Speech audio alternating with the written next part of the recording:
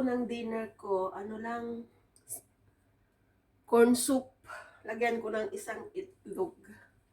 Marami kasi akong nakain kaninang tanghali, kaya soup na lang ako ngayong gabi. Soup.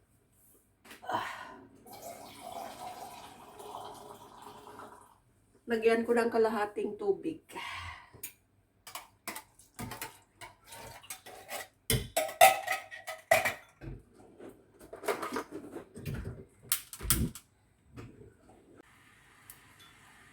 Guys, kumulo na, ilagay ko na yung binatil na itlog. Pampalapot.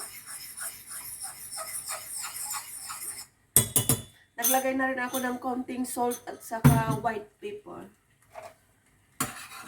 Okay na to na dinner ko, tapos mag-toast bread na lang. Corn